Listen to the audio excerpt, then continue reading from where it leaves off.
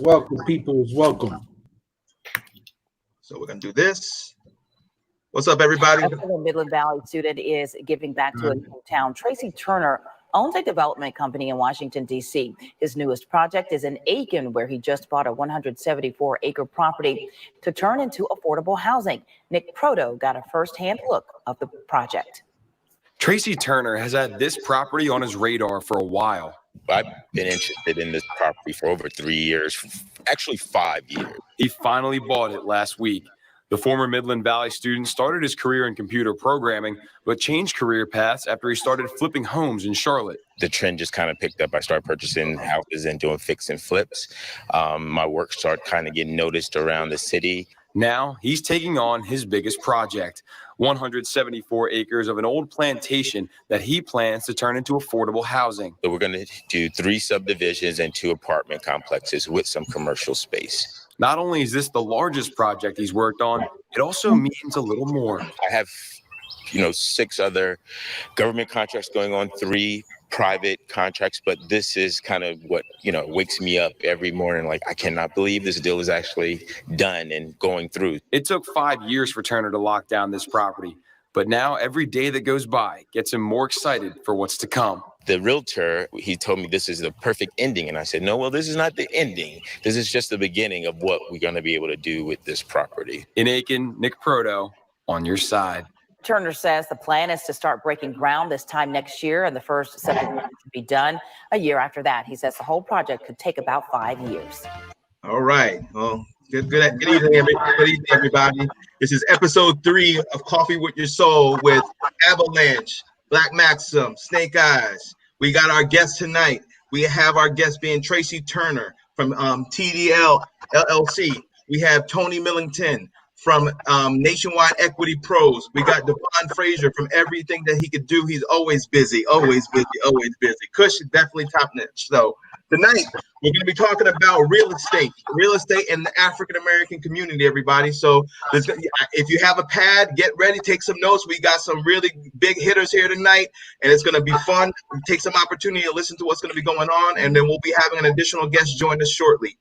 So just to kind of get us started, Mr. Tracy Turner, I want to tell you congratulations on your recent purchase of a 174-acre plantation in Aiken, South Carolina. That is a big move for the community. So everybody give him a hand on that. Mr. Turner, what do you think? Just to kind of get it started, what do you think? What motivated you for that property? What did you want?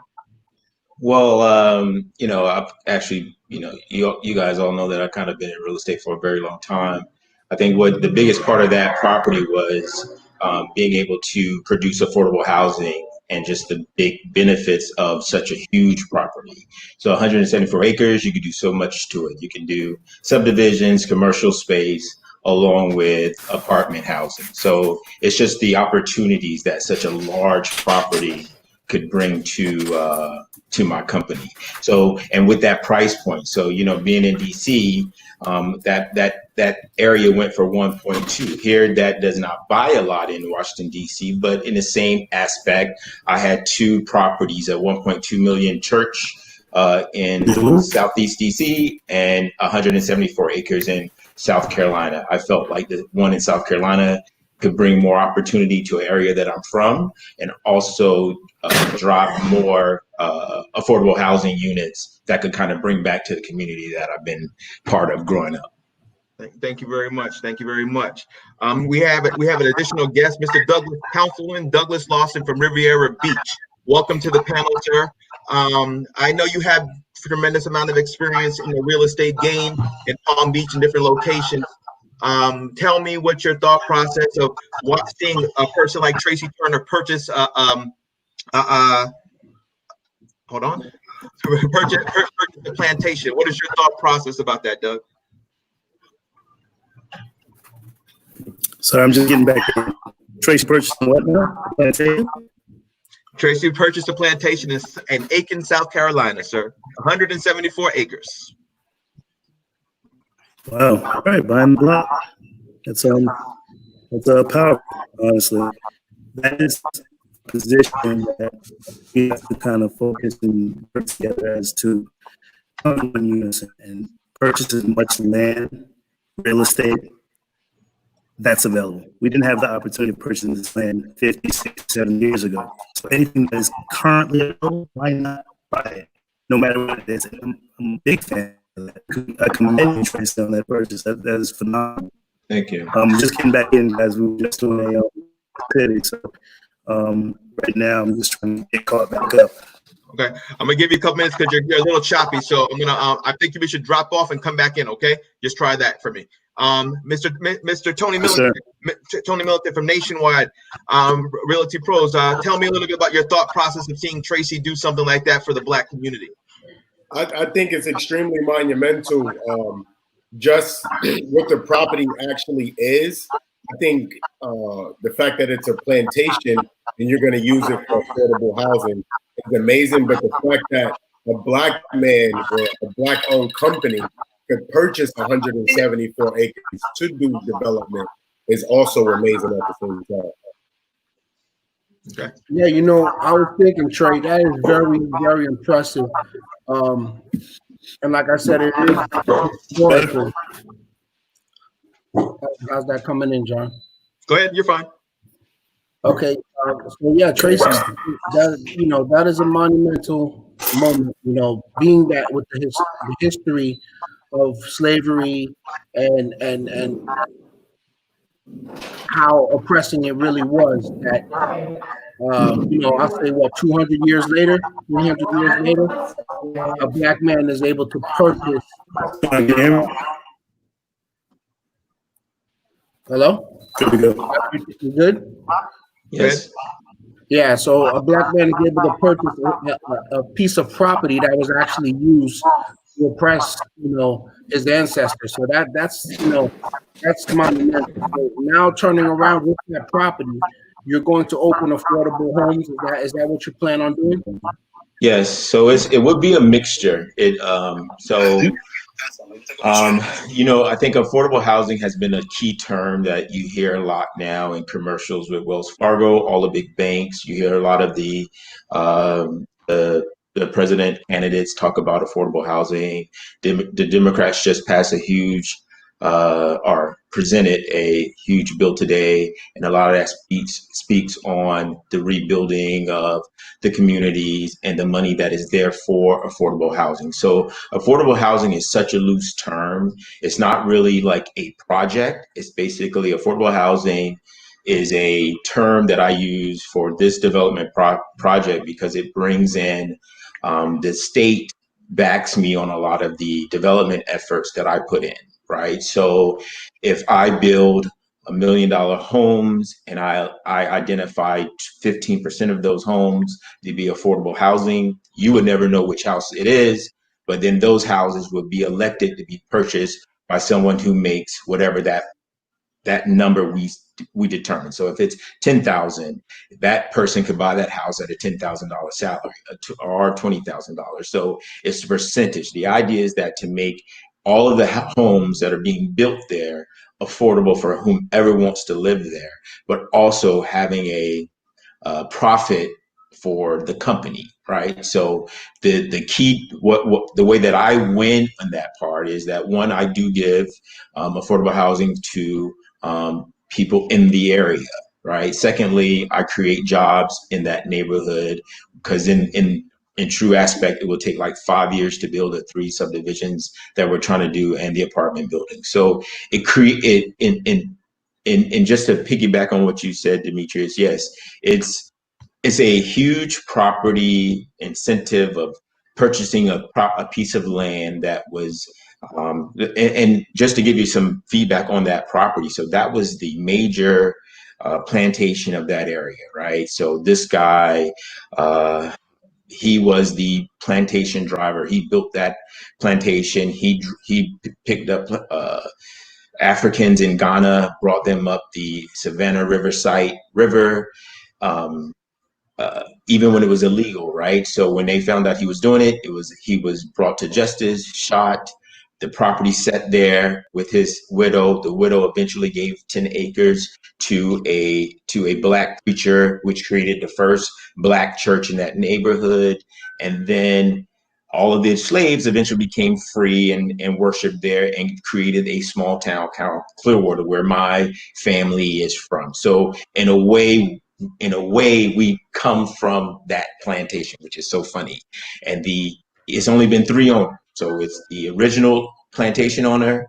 After the plantation owner died and the widow sold to a milk company, the Haskells, I actually purchased it from the Haskells. So it's been 3 owners of that plantation, the original property owner, the Haskells, and now myself. So when we were sitting down talking about it, they were like, this is the perfect ending for someone, the Turners, to be because the name kind of went with the plantation in a way. I mean, it goes deeper than what we think, right? But besides the plantation, we're talking about real estate. So what I can do with that property, divide it in so many parcels and sell it back to a lot of people who do look like us that's on this call, help drive the conversation of how to purchase, what do you need to purchase, because a lot of that has never been taught to us, right? We're 500 years behind everyone else, and it's time to catch up, right? And this is the time to do it. With everything that's going on in the communities, it has awakened the big corporations. Now, they're not giving it to us, but they're awake, right? I have a partner, Earl Porterfield. He's working with us on this deal. Earl has been doing his due diligence in learning about the loan packages that come with affordable housing. So in his due diligence, he's met with the South Carolina Loan Committee. They pull him aside to bring him on board to actually be one of the reviewers for these upcoming loans, not just ours, but the future loans. So the community is now awoken, and it's time for us to wake up and take advantage of what is not ours, but what we deserve, right? So there's ways to get there. There's your credit, there's investors, there's just knowing the right way to purchase and what area to purchase in, right? You don't need no car, you don't need no shoes, you don't need no tattoos, all that. And you really don't need a lot of money to purchase. It's just, you have to understand what you want. Exactly, your brain. That's all. I mean, and I don't want to make it seem so simple, because to a lot of people, purchasing is a big deal. To us on this group call, maybe it's nothing because we talk about things like this all the time. But I think maybe if we could just kind of lay it out, what the 3 key things that you need to buy, right? And one of that is having a credit score. And right now, your credit score can be over 550. Do you need a huge amount of money in your savings account? You don't. The only thing you need to do is find an area to buy in. And you don't need to buy in the hot area. You buy in the area what's going to become hot. Right? And the advantage of being Black, right, especially in the district, you can buy in anywhere in the district. Now, a lot of people don't buy in Southeast. Like, I'm sure Miami, Charlotte, Atlanta, all the cities are the same. There's a Black area that nobody wants to touch. That's the area you want to go to. When I first bought in my neighborhood, nobody wanted to touch my neighborhood. It was nothing but crack dealers. I couldn't even catch a cab on my street. I moved them to the middle of the neighborhood. They called me names. They broke in my house. And I told them, I said, look, I'm not your enemy. Your enemy's coming, but I'm not your enemy, right? I fixed my house up. I didn't know anything about equity. I bought my house at $200,000. Houses outside of my neighborhood were going for $400,000. I bought my house for $200,000. The city, when I closed, I got an incentive of $25,000 to fix up my house. I met a contractor. I told him I wanted the fireplace on the roof. I wanted the pool in the back. He said, how much you got? I said, $25,000. He said, give me the $25,000. That's the last time I saw him. But I didn't, and I thought I was stuck, but it was this thing called equity. The neighborhood was changing. I bought my house at 200. Next thing I know, it was worth 300. Next thing I know, it was worth 400. I had $200,000 in my lab that I could do whatever I wanted to do to my house. And I did that, and that created more equity in my house. So it's just, I think there's just steps that we need to know. We need to know about credit management.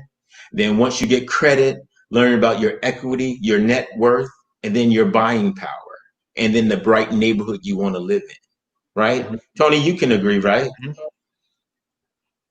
Go ahead, Tony. Hold on. You're on mute. Relationships. Go ahead. You're good. Oh, okay. No, I was saying, you know, having those relationships, having the credit, knowing about equity and things like that. But what I do with real estate wholesaling, like I'm pretty much considered the deal finder. So I have a call center in Pétionville, Haiti. I have 5 agents over there. I buy lists for vacant properties and things like that. I have them make the phone calls. The hot leads come into my CRM system where I manage all of the leads that want to sell properties. So little to no money down, I go find investors like yourself and other cash buyers who have the funding or have relationship with hard money lenders where it's enough spread on the deal to where they can make 20% on the ARV after they sell it. So that's another way to get into it without having good credit, because I've always had great credit. I've leveraged my credit a few times to do different things. We could get into that in another segment, but being able to use credit cards and use advances on the credit cards to do an investment short term, just to turn right back around and pay that credit card off. So it's a lot of different ways where you could get funding, or you could deal with other investors that want to buy the deals you find, just to get your foot in the door until you build your credit and you build enough capital to have a down payment to buy the property you'd like to keep. Thank you, Tony. Dimitri, Abby, you had a question or two that you wanted to kind of break from that? Yeah, I have a couple questions, but I wanted to spin off something that Tracy was saying, and that was going to the neighborhoods that are not worth anything now, but thinking of the future investment in those communities, right? So I watch you a lot, Tony, because you go out. I mean, you're on the Instagram hitting properties literally state to state, and that's something I watch you develop. You know, and overall, I know you've been in the real estate for a while, but the way you've been doing it now, you know, that's something that I've seen you've been doing. And those are the neighborhoods I see you exactly where you're going. So, and those are the neighborhoods that need the most help. And that's because, like, okay, so this show, we're going to talk about redlining, right? And the history of redlining and what that means, right? And to be honest with you, I heard of the term, but I never looked into it that deep until really this movement. What I found was a very, very, very crazy history and with discrimination that the United States did, right? So after the Great Depression, just a quick little something, right? After the Great Depression, FDR decided that he was going to pump federal funds into the American people to basically grow the middle class, right? So he wanted to stimulate a growth in the middle class after the Great Depression to stimulate the whole economy. So they put together the FHA and other departments for housing and development. And they basically, just get quick to it, right? Because you guys need to go look it up, but they basically put billions of dollars aside to be subsidized and backed. Okay, they basically, the banks were going to lend the money, but the government was going to back that, right? So they were lending to basically everybody. But the catch was only white people could get the money. So what they did was they cut off the neighborhoods that they wanted to get the suburban areas that they wanted to develop, and they told the developers, look, the government told the bank, you're only going to give to developers that develop for white people, and basically let the black neighborhoods basically just depreciate value. And this is what they did, and they did this for basically 40 years until the Fair Housing Act came out. But my question is this, right? So is there any, due to the redlining history, right, is there any practices that you see that still are issued different obstacles that minorities have when they're going to go buy these properties. So, let me ask you, Tracy, what were the obstacles that you had to get through, or if there was any, for you to get those 174 acres? Hold on. Go ahead, Trey. 174 acres were a little different, but let me to answer your question, let's back up a few houses prior to that, right? So I think it's the process of once you learn the process. But when I first started, right, you have boxes you have to check that are not normally or usually checked if you are white, right? If you are Black, simple and plain, you are scrutinized. Your loan application is scrutinized to a whole different degree, right? You are asked certain questions that you are not asked of if you're white. When you are white, it all started with this gift program. When you were white, you could do your loan application and have not a dollar to your name, but then your parents could gift you money at the end of your loan process. Here's $50,000 or $150,000, $200,000, no questions asked. You're going to closing. But now that whole gift program, because we have learned about it, has changed. Right now, that gift program has to be in your bank account 3 to 6 months, and it has to see where it comes from. So every time we learn something, the rules change. Moving the cheese. So the FHA program, it didn't start with the FHA. They started that years ago when they were going for gold to the West Coast, right? They gave white people land to live off of, and then allowed them to refinance that land at the lowest interest rate possible. This was in 1900s. So this ain't nothing that just started. And the Fair Housing Act only had to take place because of what was going on. And it's still not checks and balances, right? I think not a long time ago, but Martin Luther King said, they wrote us a check, a bounce check, and we're looking to cash it. And to this day, we're still looking to cash that check. And that's why Trump is winning at what he's doing, right? Or he thought he was winning. This movement has shocked a lot of people. It's shocked a lot of people. And it's changing a lot of things. I mean, they even changing Mrs. Butterworth. And Ed, what's Jemima. They're changing them. Right. Yeah, but You know what I mean? Like, they took the scarf off our head. When's the last time you heard Juneteenth being talked about anywhere? A lot of people don't know what it is. It's embarrassing. People didn't know Black people had money like that. So let me chime in really quickly. What we're missing, you mentioned it, education, and you and I talk about that a lot, Dimitri. We're lacking education, and I forgot who said it. It was I think Jadakiss. He said, "You want to hide something from a nigga, put it in the book." Right. And I felt that so much because all of the things we want to know, all the knowledge we want to attain, is right in the books, is right in these articles.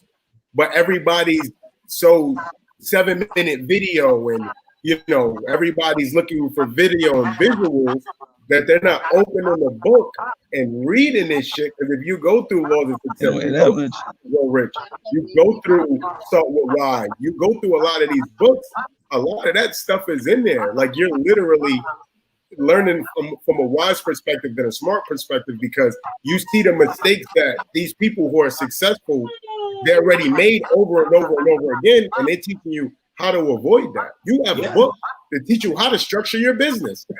And then it's not even, sometimes you don't, you won't read it in the book, but you get, like at this table here, it's been a lot of times.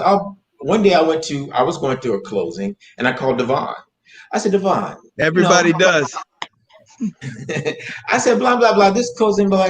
He was like, no, this is how you do this, do that, close it, right? And that's how we did it. He knows closings. He knows that title stuff. It's like, it takes a village, right? Everyone says that it takes a village, but that don't mean just the people hanging out in the street. That means you need the tailor, you need the banker, you need the seamstress, you need all these people to make this thing work. Because you don't know everything, right? So to go back to Demetrius' question, Are there still obstacles that will stop you from closing? Yes, it is. I think John can speak on that. Go ahead, John. What was the question? Are there obstacles in closing to this day? Yeah, I think, my experiences have seen recently that that sometimes it's our own people that's blocking us. And the conversation, when they sit there and think about it, like, you're trying to be clear, close your loan, get everything done, check it off. They don't make it easy for you. They want you to go ahead and get stressed out all throughout the process, no matter what you're doing. There's going to be something thrown into you for you to be blocked. But it's how you get past that and keep it moving. And I think one time, like, I never understood why when I call Tracy Turner for a question, he don't pick up his phone. I totally get it right now, because when you're dealing with a listing agent, I don't want to hear what you got to say, because you're trying to slow this down. And we got to move forward and be smart about it, and then move move in the right manner to get that property to do it again. So I'm going to pass to Devon Frazier, because I know he just joined in. Devon, you have something to add? Well, hello, everybody. What's up? And Tracy, you can call me anytime you want. But I'm going to say two things. Not everything's in a book, because I only know what I know now because I was a slave to someone else. Yeah. I was a slave to someone else, and I worked my ass off to learn what they knew. Right. And the only difference between me and maybe anybody else is I'm willing to give the information for free. Because the minute I can give it to you and you can take it somewhere, it's what you do with it. That same redlining that we're talking about, look at it from another angle, right? So somebody said in a song, did they put the walls up to keep the crime out or box us in? They said that. You used a quote, right, Tony? I think you use those same red lines, and you don't buy on the outside. You buy on the inside. Inside, right. Yeah. And if you take what they gave us or took from us, and forget what they gave or took, those red lines are there. Everybody knows that the worst areas are typically closest to the most expensive properties. Right. That is strategic. You bring down the value of one area while you build it up, and when nobody else is looking, you swoop up and you take it.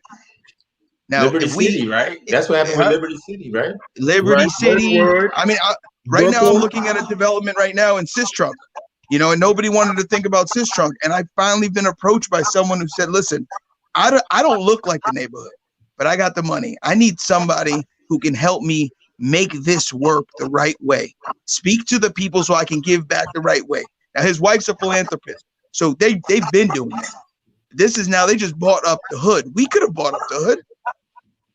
But then I listen to stories, right, on Sistrunk. I'm on Sistrunk, and it could be anybody's neighborhood, where somebody's uncle, somebody's grandfather owned a piece of property. It went into our families, and the minute grandpa died, we sold it for 1/3 of what it was worth. Just to get a donk, just to get some rims, just to do something that was outside of the box that didn't generate any money. And it went into the hands of somebody else. So redlining is a thing. I'm not saying it's not. I think education is number one. And the more we feed each other the education, I mean, Tony, you call me and you just call me for a definition. And if I really don't know it, I have to tell you I don't know it. But if you call me, I want you to succeed. So sometimes it's not in a book. And Mrs. Brown can attest to it. She's been with me, and we've been around the block years and years, from not knowing anything in the worst market in history and taking it to the biggest company that the recession's ever seen. So, I mean, we work for it. So, I mean, I think that's, I think it's just a lot of hard work comes with it too, Nancy, hold on, Nancy, you just joined. You got something to add? I don't know if I can really add to everything that everyone said, because I share the same sentiment. It definitely, the issue surrounds education. The issue surrounds credit worthiness, understanding our credit, especially how Devon spoke to buying back our communities, bringing in businesses into our communities so we can increase those home values and change, that trajectory, because we know systemically Black communities, even if they look exactly as their white counterparts, they're automatically valued less. I think percentages go up to 25% less. So, there's a number of different things that we need to do. And with Tracy purchasing all that property, that's going to change a lot of the dynamic for generations to come. So. And Doug, are you there? Yeah, I'm here. You have anything to add to redlining of communities? Because being in a councilman position, you kind of have access to certain things. Or would you like to share any knowledge that you want to share with the viewers tonight? Well, as an elected, that's our role, that's our goal. We have to actually put policy in place to streamline this process, to allow for this not to ever happen in our communities again. That's why our elected are so important on a local, county, state, and federal level. So in regards to redlining, we have to create and implement policies that will not allow for these to affect our communities, especially what we've seen drastically affected over generations. Thank you. Okay. Max, Dimitri, you have a question? No, I like my sound even working. Can I jump in? Anyone? Am I good? Yeah, I hear you. All right. No, definitely. I mean, I've kind of just been sitting back and listening and kind of learning, because kind of on topic, off topic. What I'm thinking about, just outside of the box, with COVID-19 going on right now, which disproportionately is affecting communities of color, right? And home ownership amongst peoples of color also disproportionately, underrepresented. Kind of in the same thought of redlining and trying to minimize access for peoples of color. Do you guys, as real estate, professionals, do you see kind of maybe, and I'm just asking, I'm spitballing, is there a reinvigoration of some of these older methods for marginalizing people of color from access to housing markets, like redlining originally was? Do you see like a resurgence? Do you think something like that's going on now? Because are they using the fact that people of color who are even being more affected by the unemployment that's coming from COVID? Maybe their credit scores are changing. Maybe 650 used to be the score, but now it's 720, from some of the larger banks. Are you guys seeing that out there as real estate people, or is not as much? I think that COVID definitely affected a lot of people in a negative way. But before COVID happened, it was a lot of different programs out there that allow people with 630 and 650 credit scores to actually get funded for a house, making less than $50,000 a year, and they also get assistance with the down payment if they're first-time home buyer as well. So I think there are programs out there, like the councilmen talk about the policies that they put in place to help combat that issue that we've been dealing with for so long. But if we've been dealing with it for such a long time, and I know Tracy, you could agree, it's going to take almost that amount of time to fix the problem. So it definitely back to education. Starts with education. We need to understand what's available to us, how we could take advantage of those opportunities and be able to spread that information to other people and make sure they implement it and take advantage of those opportunities. And then we grow together as a community. Brother Tony, I believe that it's going to take a while, but we have the momentum right now to kind of get it done in an efficient, effective way. We have the ability, with everything that's going on at a national level across the world, to put policy in place that can actually expedite that process. So like we talked about those programming, leaning on your county officials, leaning on your county electeds to say, listen, we need first-time home buyer programs. We need opportunities. We need affordable housing. We need workforce housing. We need things that are needed to develop our communities.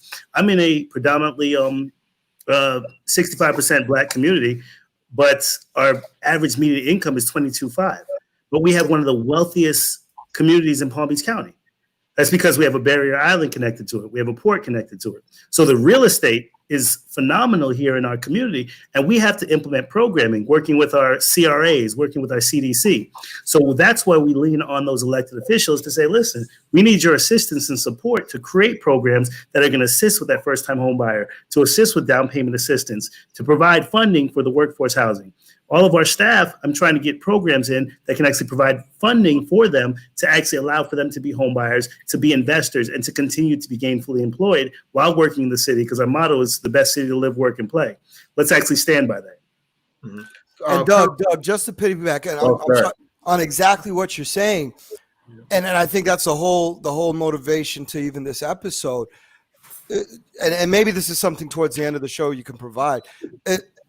For that brand new homeowner, that young, you know, a 20-something, 30-something that's looking to get in, not even to the real estate game, flipping houses and all that stuff, but just having access to the knowledge that you're talking about outside of something that's going to be developed? Are there avenues that are already out there? Are there, you know, other than just Googling and then trying to figure it out, do you guys have suggestions on where that first time homeowner, that young 26-year-old, you know, trying to find that space where they should focus their attention?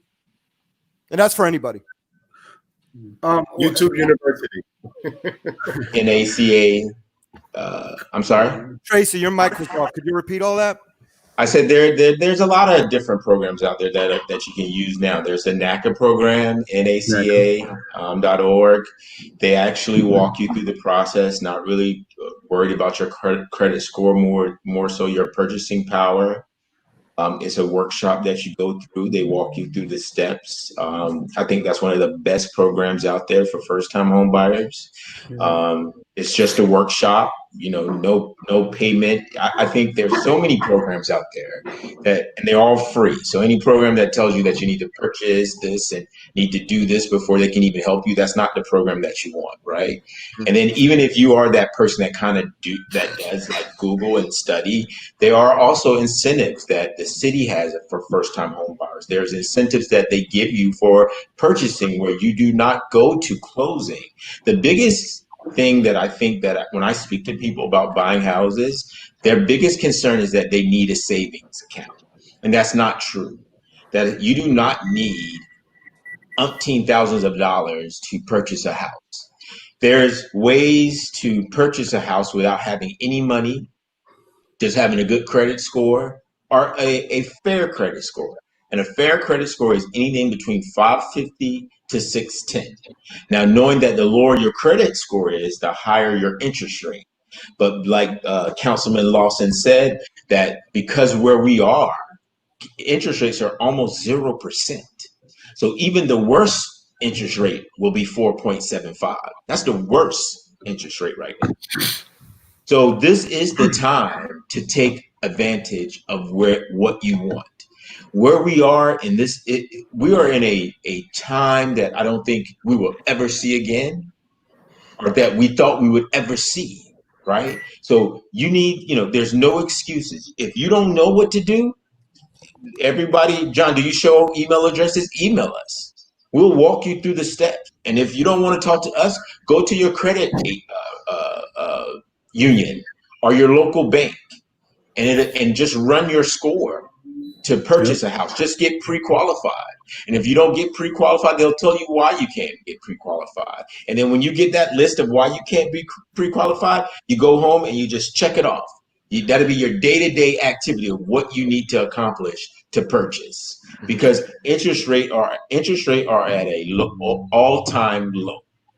And then to go back to what Demetrius said, you should purchase in your own neighborhood. You should purchase in your area. Right. And that way, when you buy from us, when you buy from someone who look like you, like the Asians, you know, they only do real estate agents with Asians. They only buy from Asians, but all their money they keep in their neighborhood. We're the only people that go out. We have a white real estate agent, a white broker, a white loan officer. And we wonder why we can't get closing. I want Councilman Lawson. Sir. You're in Riviera Beach, correct? Yes, sir. Yes, sir. So the Bridge to Infinity program, isn't that a program that you were involved in putting together? Yeah, that's the program that we created.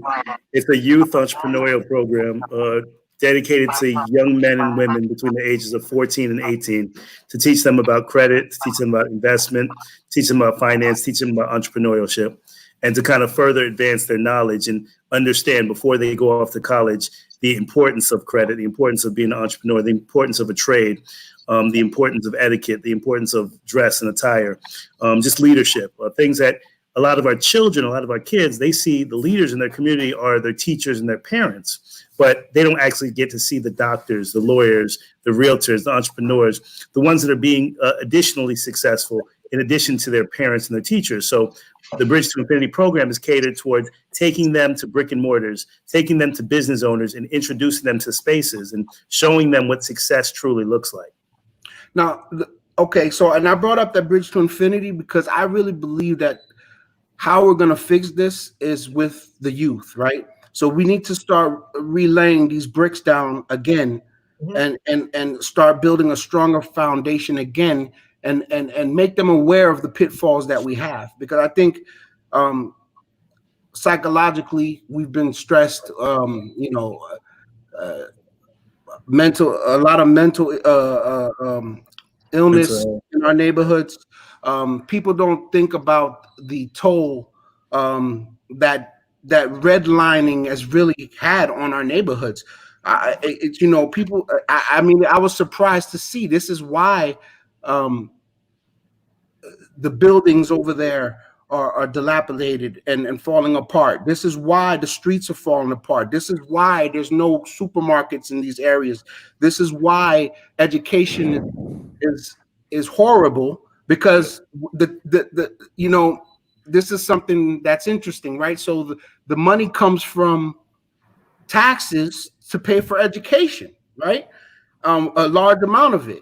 And if your property value is worth nothing, then the education funds are going to be low, right? And this redlining played a big role in the situation that melanated people are in right now. And this is something that I saw, like, okay, let me see if I can find this here. Okay, so between 1934 and 1962, 120 billion in Federal Housing Administration loans and veteran loans went out. 98% of those loans went to white people, right? $120 million. 98% went to white people. 2% went to minorities. While using the redlining map to suppress that. So even if we had our own money, it was just, they weren't loaning to those communities. So what's interesting is that 120 million equates to $3 to $5 trillion now in inheritance. This is what created the middle class. That's another thing I found out, right? This is what created the middle class. So they basically created a middle, because blacks and whites were not equal, but as far as the middle class goes, that was something that wasn't really existing. So these loans created the middle class. So we are years and years and years and years behind. So education, I feel, is the number one thing to let people know first how we've been held back and what to do not to be held back any longer. So the Bridge to Infinity program is something I think that starting with the youth is very important, and I appreciate you putting that together, and amongst the other things for the community. Thank you, King. Honestly, education is the biggest factor that we have to address. And it's not just education, just in the youth as a whole. Like mental health, you touched on some hitters when it came to mental health, when it came to education. Like, we don't even have the decency or the ability to speak to one another and to discuss how to actually advance, how to move forward, how to actually get certain things done. Tracy made a comment to say, if you're not comfortable enough to speak to us on the call, email us or reach out to your bank. We have individuals right here that have the knowledge, that have the experience, that are willing to offer it for free. But the mentality, that mindset that we've been set back with for the hundreds of years has caused for us to not feel comfortable enough to actually address that. So we have to attack those younger kids. We have to attack those 12, 13, 14-year-old young men and women and let them know what's education supposed to really look like. It's not ABCs, 1, 2, 3s. It's about balancing your budget. It's about finance. It's about credits. It's about investments. It's about making sure at the age of 10, my daughter has a 720 credit score because I piggybacked her on 2 of my credit cards. Those are the things we have to continue to treat our kids and teach our kids so that they can be prepared to invest when they get to certain levels. When I went off to college, my father didn't really teach me. He was deep as an entrepreneur, but he didn't tell me the importance of credit as much as he should have. So when I got there, I got a T-shirt for a credit card. I thought it was the beat. Listen, you remember UCF? They were just giving them out. Yes, sir. They were giving them out. So right now, I had 10 credit cards by the time I was 18 years old, and by the time I was 20, my credit was destroyed. So those are the things that we've got to educate and teach our kids so we can prepare them. And it starts with that education, as you said. Yep. So we have about a couple seconds. We are about 20 seconds before we kind of pivot to the next panel that we're going to bring in. So I want to say thank you very much for Tracy Turner, Douglas Lawson, and Tony Millington. I'm gonna bring you guys out into the back. I'm gonna bring everybody else in. You guys can stay in the back and watch. Councilman Lawson, we're gonna have you back, in and out while we're building on these plans. All right, we're gonna have you back. We appreciate your time. I love your ideas, Councilman. I love your ideas, man. I love you guys. I love y'all. Now keep it up, sir. All right, John. And I think something that we need to make sure we're doing is, you're the master of the ceremony, so.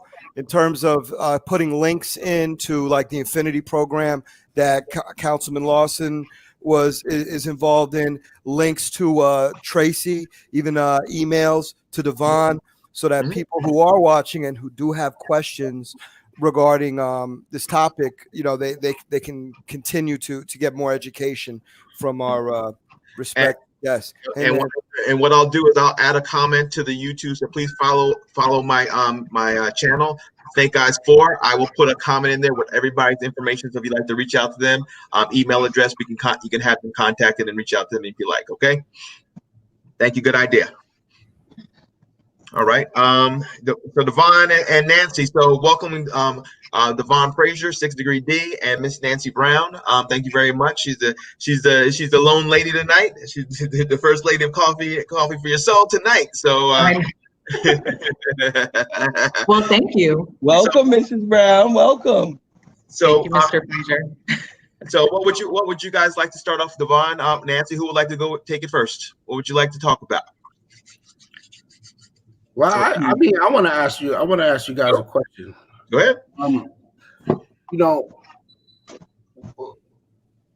Okay, so a lot of people, this whole thing really got sparked because of what happened to George Floyd, right? So a lot of people might be watching now and asking, well, how does this tie into the police brutality situation? How does this play into the current events? And this is how I see how it plays in. I see that we have to be respected as human beings, right? And in order to do that, we have to earn our respect. We're not respected. We're not respected by many, many races, many cultures. And when I say we, and I don't mean black people. I mean melanated people across the world. Melanated people are the darker you are, the worse you're treated. That's across the world. So this is where I'm tying into this, right? So we have to educate our younger people and our people, period, on how to acquire wealth, how to handle finances, how to handle taxes, property taxes, inheritance, wills, all these things that we haven't learned, right? So my thing is, how on a grassroots level, how do you, the next time you encounter a client who's a minority and there's going to be certain obstacles, how do you prepare them for the paperwork, the process? A first-time home buyer that just save some money. And Nancy, you're a Haitian woman. I know there's a lot of Haitian people that come, generations, work hard, save up every penny, kind of pull out like $50,000 under their bed type stuff, grandma ready to buy a house. So, and I've seen these things, right? So never put a dollar in the bank account, just grandma working and saving up, and here we go, we're going to buy our first house, right? So how do you help protect them? I'll start with Nancy, and then D, you can jump on. The obstacles, how do you help them navigate them? Well, so with every buyer, okay. So I'll just start off by saying with most of my clients, all of my clients really, I'm affectionately known as the buyer's advocate. That's because I like to work with my first-time home buyers. Just like Tracy, the other panel guest, Mr. Lawson said, there are first-time homebuyer programs, and I try to educate my buyers to that point. But the most important thing I try to emphasize to them is, one, live below your means. We come from a history where we've been enslaved. We had wealth through different Black communities and there were multiple Black Wall Streets. So we proved that we can be self-sufficient. However, we're used to instant gratification because it seems as if everything us as brown and Black people get are immediately taken away from us. So we need that instant gratification as opposed to looking at something long-term. So I try to tell my clients, it makes no sense. You're approved for 300,000, that's amazing. But we don't need to look at houses at 300,000. There's no need to bust out the bank. There's no need to be house rich and cash poor. That's one. Two, we know there's a direct correlation with home ownership to creating wealth and business ownership to creating wealth. So trying to get clients to understand that that's the biggest key. So they know they need to be self-sufficient through business ventures and they need to be self-sufficient through home ownership. So I try to, give them those perspectives because everyone's really excited when they want to purchase a home. And sometimes, I want to keep it into perspective so we can decrease that wealth gap. Right. That 120 million that now equates to 3 to 5 trillion. That's exactly how it grew, Nancy. What happened was over the years, people refinanced and they put it in businesses and they were able to start their first businesses and they were able to grow from that and continue to build wealth and build more wealth. And that was a big head start for people who are not minorities to go and build their empires. So that is very important to teach them about that, not to go outside of their means and to be able to use their equity wisely, because you can use, when you see the money, you might want to invest in some other things. A lot of people do home upgrades and upgrade the property, but it's also used in ways, like you said, you don't have any money, you finally got a little second mortgage or whatever, and now you want to go get a nice car or something. So yes, that's good that you do that to get the people to understand that it's an investment and they have to be educated and knowledgeable on it so they can grow it for the future generations. It's a long-term investment, but it doesn't have to be. If I could just piggyback on that, just with the redlining and what you were saying, during the period of 1934 to 1962, the Fair Housing Act wasn't enacted until 1968. So that's 34 years of us being in the background, not being able to purchase homes. And we know every 33 years, that's a new generation. So just imagine that one generation that couldn't purchase during that time period, how long those lasting effects are. And we see it to today. But there's great statistics showing that over 1.5 million Black millennials are mortgage ready, meaning they can qualify, they can purchase, they can actually decrease the wealth gap that we have. We have Black families have an on average wealth of 17,000 compared to white families that have almost 170. That's crazy. Like we have to begin educating our youth, the millennials, because they can catch us up. I hate to put all the burden on them, but that's the stats. That's where we are. Okay, Devon.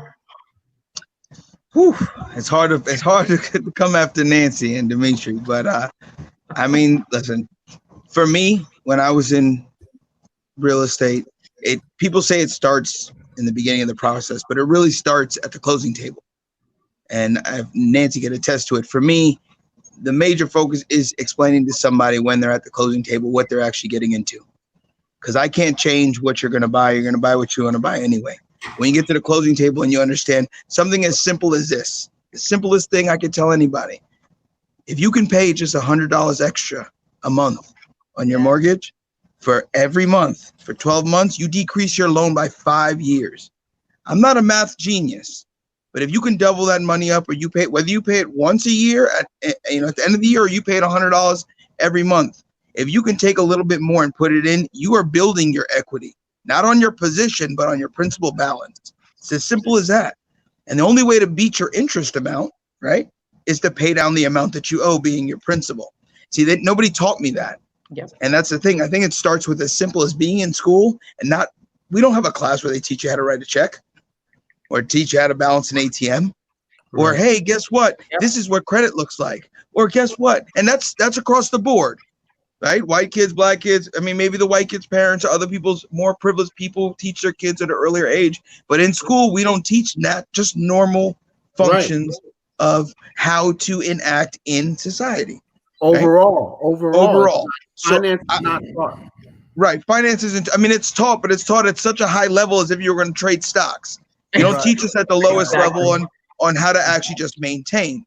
So I want to just touch on this point, right? I think that a long time ago when I got into real estate, I was not given the knowledge. I had to work for it. Underneath somebody's desk, staying late, listening to information. I stole information. And I don't mean physically from a cabinet. I put myself out there, whatever scrutiny it took, being the darkest kid in the room and closing $1 million property at some white man's house who they don't even think I'm capable of doing it. But guess what? I knew how to read and I can write. My parents gave me something and I put it to use.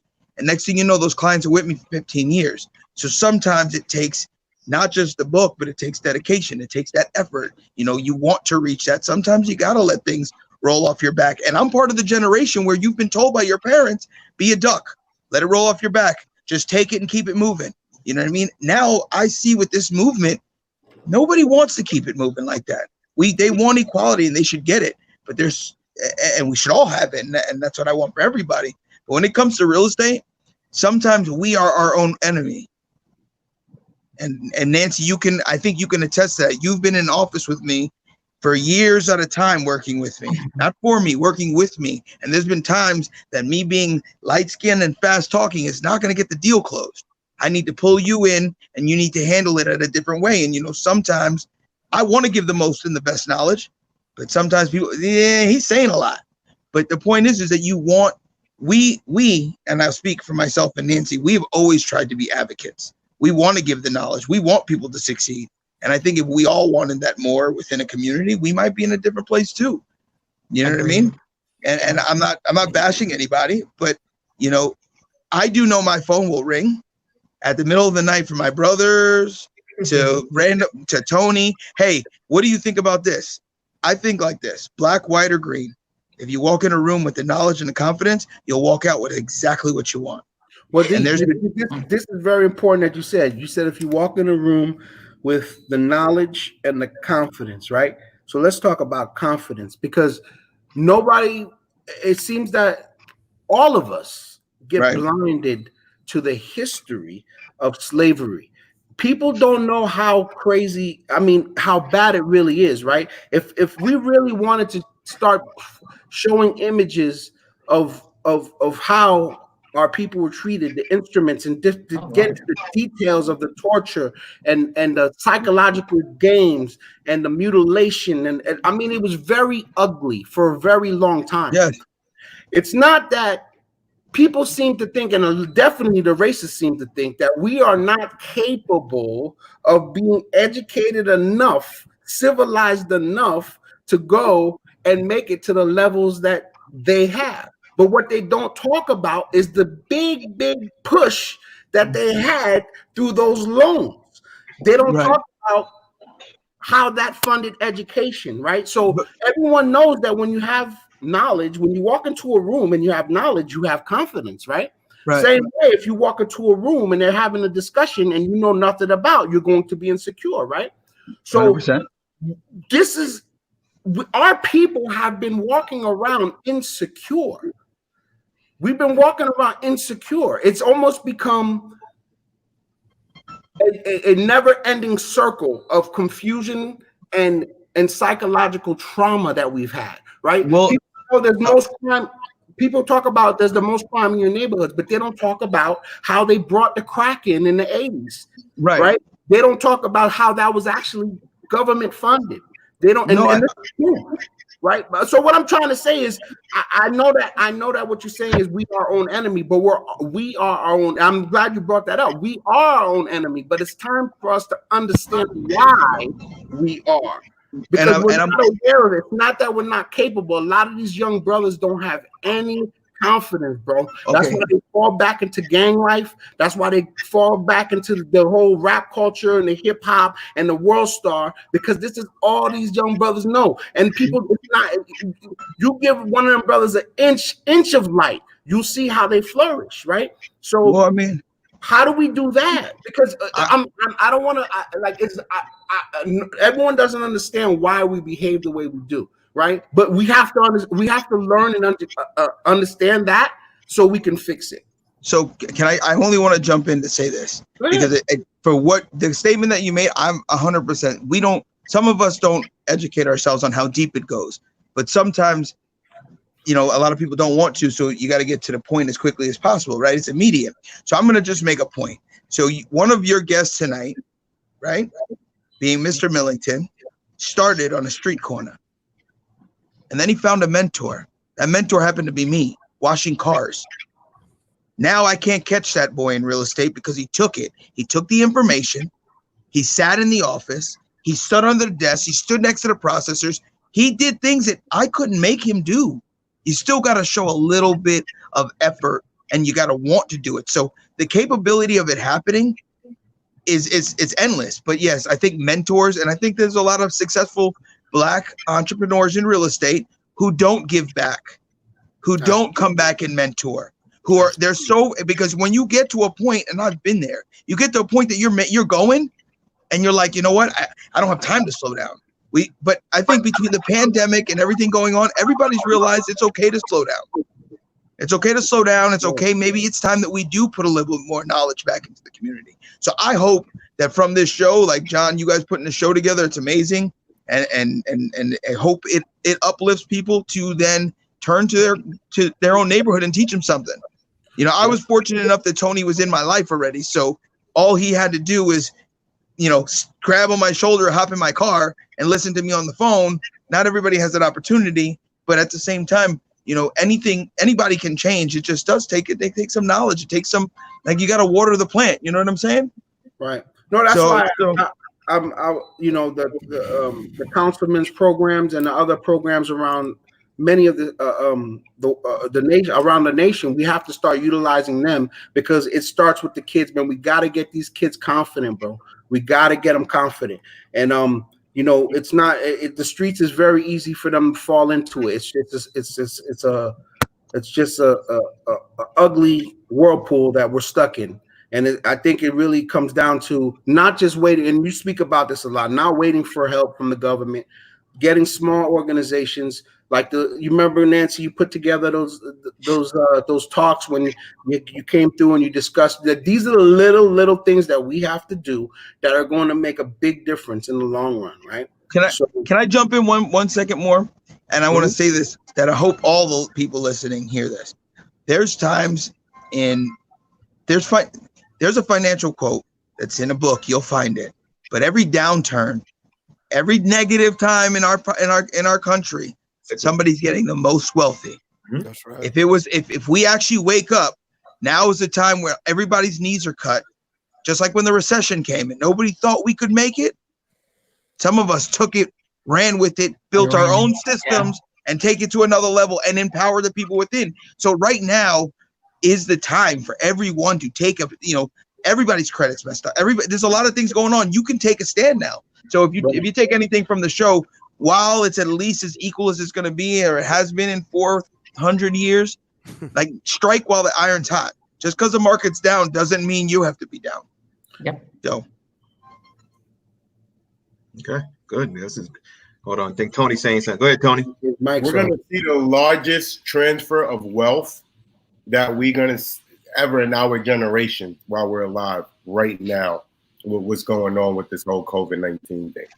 And we can't say it enough that education is where it all starts. And John Avalanche, I want to say thank y'all for putting this together, because platforms like this is really powerful. And the more you guys do it, the larger it will grow. And people would, then start to continue to educate people. With our company, we always say we're pro-Black, anti-nobody. And a large part of our mission is to educate the community. We could have built our call center anywhere in the fucking world. We could have went to Colombia. We could have went to freaking Dominican Republic. We could have went anywhere we wanted to go. We took it to Haiti. No we doubt. had to deal with, and Dimitri will tell you, he's Haitian. We had to deal with power issues. Well, Nancy too. We had to deal with water issues. We had to deal with everything. We had to deal with uproars, them burning tires, shutting the whole country down. We got solar panels. We got a generator. We got, a place where we paid for a whole year, in a gated area. Like, we got everything that we needed to overcome every single obstacle possible. As we were talking earlier, those obstacles sometimes that they put in place to avoid us to get what we deserve kind of deter you a little bit. Have you like, man, fuck this, man. This shit hard. Like, I ain't doing this. Like, why you think we don't invest in the stock market? We could all sit back and learn how to invest in the stock market. It's just so complex and it's so much bars and charts and numbers and decimal purpose on the other side. So are you like, look, man, I got out of school for a reason. I'm done with this shit. So if we really put in that effort and continue to push, and we really get that knowledge and start to implement it, that's where the real change comes from. Because as Devon was saying earlier, I was making food, but I sat there, and Nancy could contest to it as well, and I listened and I asked questions after question after question. How you do that? Why this? Why that? Why this? Why that? Until this day, I call them and ask questions. And Tony, yes, how could I help you? And it's like, this is what I need you to help me with. Answer my question, give me undivided attention, and I'm on to the next. And y'all don't even know the answers y'all giving me helps me out so much, like, in this career. Yeah, I think this was a powerful topic, and I think identifying it, because as Dimitri mentioned earlier, with everything going on in this country, it's about making sure we are educating and teaching folks what to do next, and not, like Devon said, sit there and let somebody take your money. Prepare for the future. And I think the voices that we have, we know enough people, and we have multiple resources. And the one thing I heard, remember, is utilize your resources. Ask the questions, learn from it, and help pivot, because generational wealth is not going to happen for your family unless you start doing it yourself.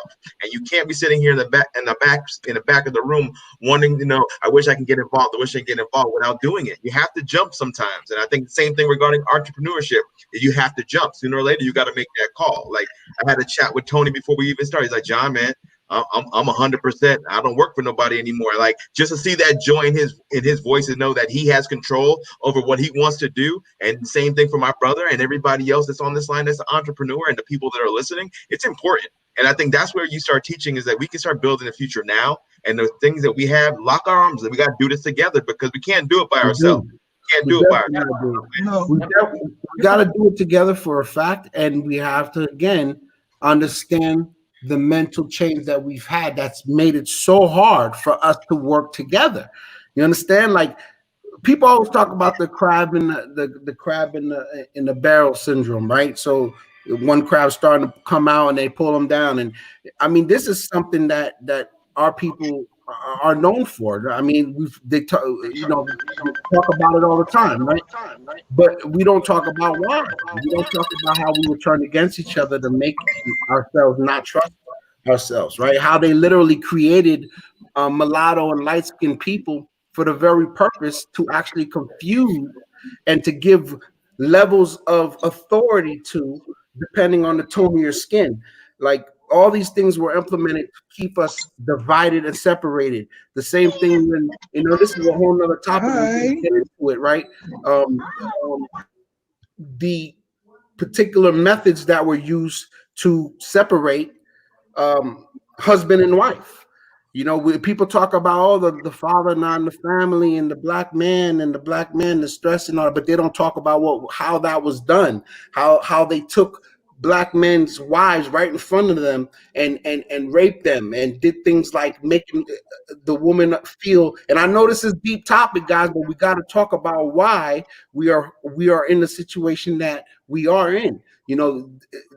This is the part that gets grimy, right? The dirty part, the evil part, the malicious part. But this is what caused the psychosis that you're seeing in the United States right now. This is what caused that. There's going to be repercussions to massive torture, murder, and enslavement. There's going for 400 years, there was going to be a backlash. We're finally starting to see a big backlash that's going to have to be cleaned. We're going to clean it. I believe the nation is strong enough, young enough to fix it and clean it and gain back our I don't want to say authority, but our place as a world leader, because I feel that we're losing that. I'm thinking the world is looking at us like, the world's looking at us now. How are you guys going to come in and spread democracy? Your whole nation is uprising right now. Like, how are you guys going to tell us how to handle a pandemic? You guys have the most, the biggest pandemic in the world right now. So we're losing our place as a nation right now, and it's again ties back to the psychosis of how the backlash, the karma, so to speak, that the nation is going to have to clean up. And I think this is the part of cleaning it up. Discussing, I think this is the biggest movement I ever seen across the people of the United States as a whole, discussing race this way, with this much passion. We're weeding out the pain and the trauma. We're weeding it out. We're bringing out conversation. We're seeing who really, really feels hatred for us. So, like, I've seen a lot of people that I know and I've hung with, I've been in their house with, and I can't believe some of the things that I've watched them say, and it's been crazy for me to see that. But I didn't unfriend anyone or nothing like that. We're just gonna move forward with it. But I just think we need to learn more about the trauma so we can understand why we behave the way we do. You know what I'm saying? It's not only just us as Black and brown people that need to learn about the trauma, though. It's definitely our counterparts. And I think that's where the conversation is helping us shift. And, you know, I see it on CNBC, on the news, CNN. I've never heard them talk about Juneteenth. Right. You know, I've never heard them talk about Tulsa, Oklahoma, Greenwood so much. I mean, I already knew about Black Wall Street, and a lot of us did. There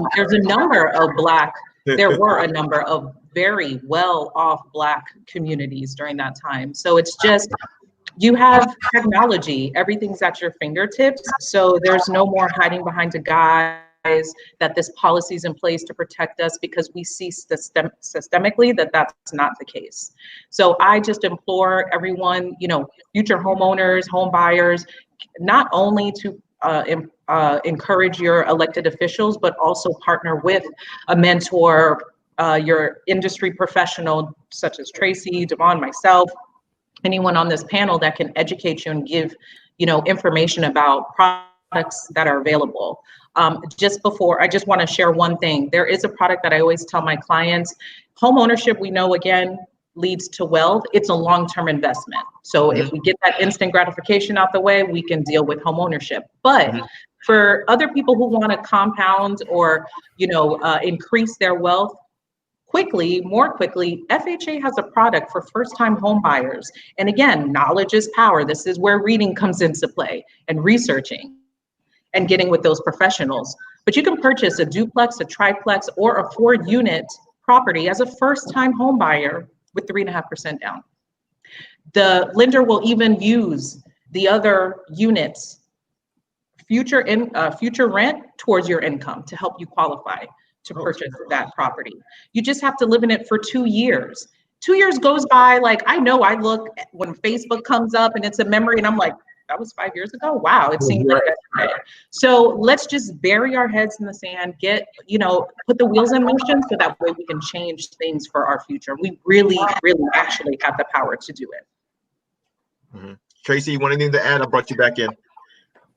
No, I think she makes some great points, Nancy. I think everything that you guys have said is right on. I don't have too much to add. I think it's just like taking the notes from this conversation and kind of moving forward with it, like taking the action, making it work for you. And if you have any questions of trying to make things work for you, you know, ask anybody on this panel. I think, again, as everybody I think that's spoken at, this is the time to take advantage of every opportunity possible with the low interest rates, with any FHA product that's out there with a low 3.5% down. I think it is the time to buy and make real estate that long-term asset for yourself, build some equity for yourself, and make some wealth for your family. That's where we are. You know, before you guys, we've talked about buying so much. What about pre-buy? What about pre-buying? Like when you're renting, isn't it smart, Nancy, to go ahead and keep every check that you send to your landlord? Make sure you're monitoring your account so that when you go to prove that you're able to afford it, that you have your 12 months of your check stubs, your 18 or 24 months, that you have your lease that matches the payments with your name and your ID, the simple things. If you can't afford to buy now, isn't preparation key? Preparation is key. I'm so happy you said that, Devon. I had a buyer actually call me 2 years prior to her calling me back, and she purchased a home. And she purchased like $50,000 under her qualification amount. So not only did she live below her means, she called me 2 years prior to get her ducks in a row. She paid off debt. She got her credit score to damn near 800. Like, yes, there are steps to prepare. And for people who have little credit or limited credit, using your rental checks is a perfect way. There's tools available that you can send. They can add 2 years worth of rental history to your credit report. It's called alternative lines of credit. So there's a number of different ways where, like, you're paying rent, you're paying a mortgage anyway. So why not just pay your own mortgage so you can build your own equity as opposed to helping your landlord out? And I'm not downing any of my renters. I was a renter before. You need a place to rest your head, do that. But work with a plan. Right. See, I noticed that a lot of people have said that just in our, in our culture. Oh, I'm just renting. I've rented 6 years. When I hear somebody say they rented 6-7 years, and then you say, can you provide me any of your payments? Nah, I don't got none of that. So it almost goes hand in hand, right? Even if you don't plan to buy, keep a receipt, whether it's in a composition book, whatever. And so that you know that when you go talk to somebody, if I came to you as a real estate agent and I told you, hey, I've been renting for 24 months at $2,000 here, wouldn't that help you find out what I'm capable of purchasing for? Absolutely. So, That would definitely, all those factors help. And then to further that, once you do purchase, I think the biggest component for us in Black and Brown communities, we don't understand, the importance of a will, understanding the importance of putting that property in a trust, creating estates. I deal with attorneys, white counterparts. I went to a predominantly white school from kindergarten to 12th grade. You guys know I went to school with half of you. So it's like, it's different when you're older and you're like, wow, like, my schoolmates' parents had a trust and I didn't even know what that was. So I always partner or pair my buyers with a financial advisor because we got to get this dynamic straight for the Black community, for the Black family dynamic. It's imperative, or else by 2054, I was reading a stat today, they said the Black wealth will be at zero if we do not close this wealth gap. That's crazy to me. That was so upsetting. I had to just put it down, pause for a minute. So, So a quick question for the real estate pros. I know a lot of times you see on the TV or you hear about people doing reverse mortgages or and that's usually for your older homeowners that have been in their houses a long time. You hear about it. You hear horror stories sometimes too. But even not, let's get away from that. Something like refinancing your house, to take advantage of the market where it's at versus when you purchase your house, to maximize the amount of equity or value of your house. Would you guys have any suggestions for the listeners out there on, and I mean, you don't have to put anything on paper, obviously it's a big investment, but what's your mindset on, refinancing and the benefit of that and the timing of that? And if we're in a kind of a period now where that makes sense. I do think that it does make sense if your interest rate is higher now, going into a refinance can sometimes mean closing costs and things like that. Your house has to be valued so the lender can make sure you have equity. But I would suggest if it's in your best interest to lower your interest rate and it will save you, obviously the amount of interest you're going to pay the lender throughout amortization period of the loan, then definitely do it. But it's definitely a case by case. It depends on the person's financials. I wouldn't suggest a person to cash out if they're already close to their equity, the max, and they might not be financially responsible. Use the house so that way it can stay with value for future generations. But if you can reduce the interest rate, I would suggest, because we've seen rates like on historic lows right now. So. All right, I added a special guest in here, Mr. Beon Hendricks.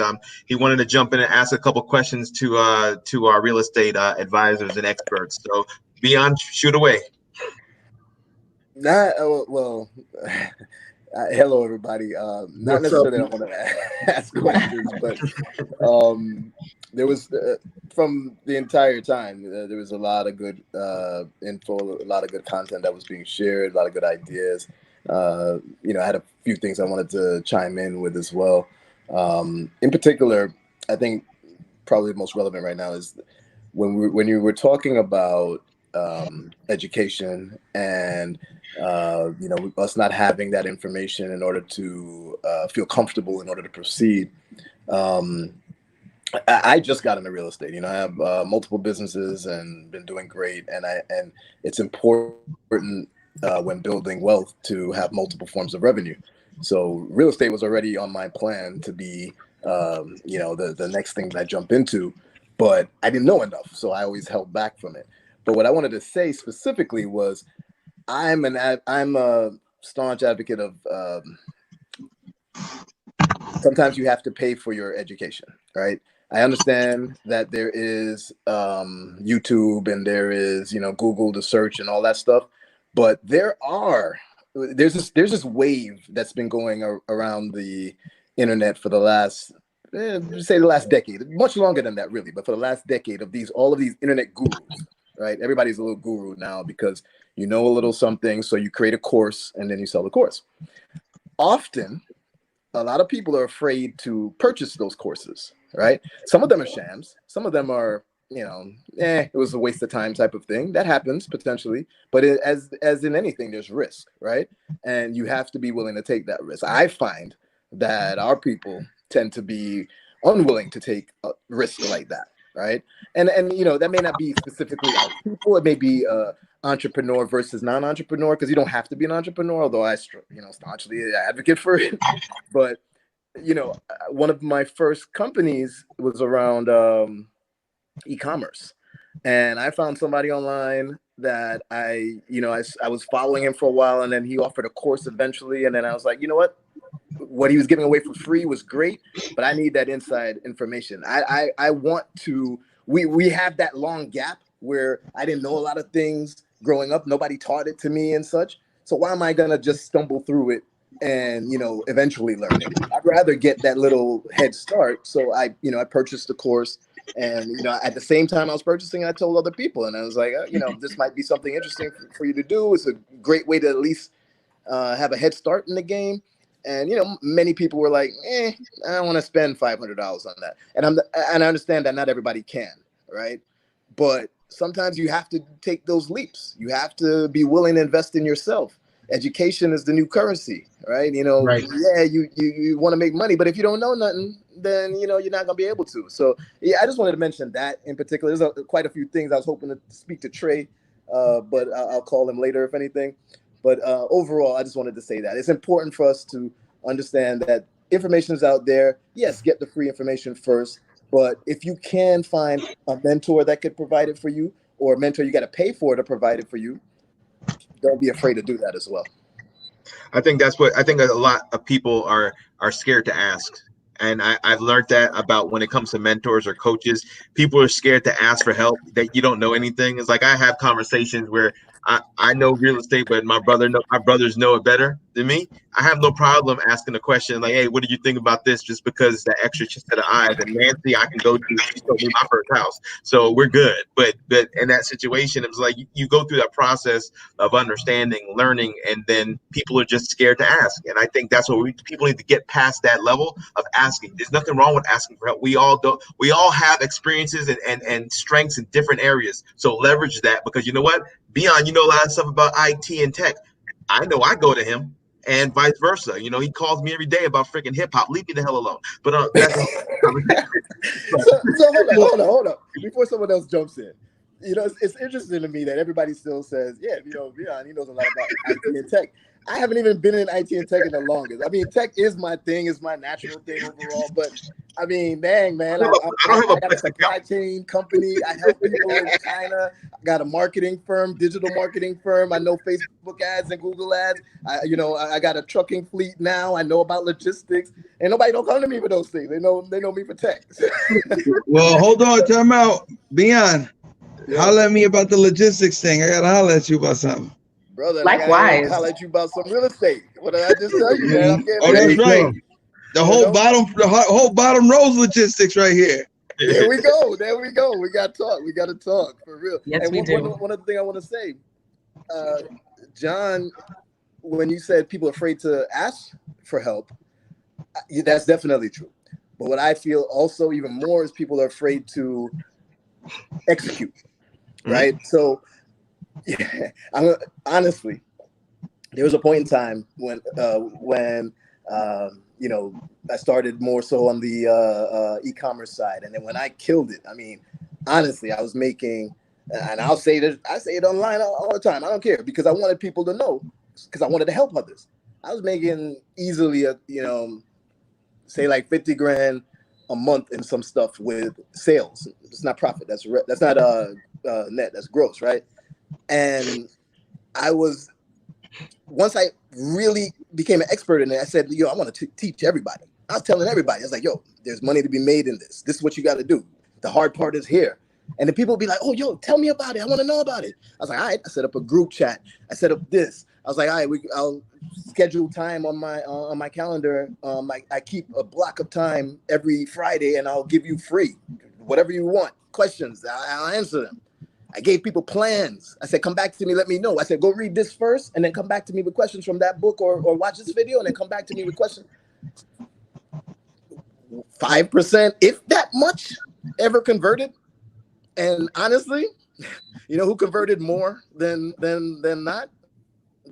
You know, the white people who are following me and asking me those questions. When I try to give it to my brothers and stuff and my sisters, and they just didn't really follow up. And that speaks again to the insecurity Dimitri was talking about. You know, we're not, you know, we get embarrassed. We feel like, you know we don't know it. We feel like we should. We know we're not stupid, but it's outside of our scope, you know, and culturally, and you know, it always goes down to education and what you search and find yourself, what's passed down to you. But I think once again, this venue for us speaking about these things, and again, you know, let's get Bjorn's information as well. You know, what he's willing to allow in terms of helping to educate. You know, that's the key here, man. Everybody watching, everybody who's gonna watch, and please let other people who maybe aren't watching the show, send them the link, because you never know who you're gonna touch. You never know whose mind you're gonna, you know, pique their curiosity, because you know we're just doing this thing, you know, and I learn every time we're having a show. Every time we have a show. And we're so thankful for, you know, you professionals that come on, and those of you who have already, you know, trailblazed a lot of these, you know, avenues, sharing it, you know, and it's really about follow up as well. To your point, Bees, you know, you set up all these things, you want to, you know, engage and share and extend. And at the end of the day, maybe only 5% of the people who initially did it.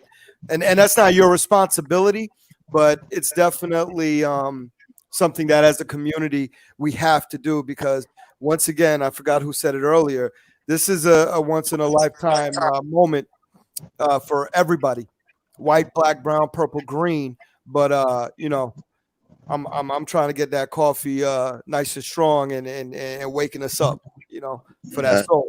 You know, before you close out, I do want to say something, because I know it's closing time's coming up. I know when you look at real estate from a distance, you think of it's so difficult. But it's as simple as, you want to buy and I want to sell. How do we come to a common goal? Forget the realtors, forget everybody else. What am I willing to pay What are you willing to accept? And maybe there's some things on the way you negotiate to do it. We might have to bend a little bit, but it's just as simple as that. It's not all the fixtures in the house. It's not the loan. It's what the two parties are willing to agree upon. And if you start there, you'll end up where you want to be. True that. True that. I'll say one other thing too. Right after this call, I mean, I had to go take care of my kids before. That's why I was in and out during the overall call. But right after this, I'm getting on another. Well, actually, I'm getting on an IG live. Anybody ever heard of Him 500? No. Nobody. Him 500. HIM 500. All right. So let me explain something to you. I tagged John in this yesterday. Yeah, and there goes the show. He didn't listen. He didn't watch it. I did watch it. Did you? Okay. Yeah, I watched it today. So then why you ain't say yes? I know Him 500. I'm just saying, like, listen, man, I'm in a show. Let's continue on.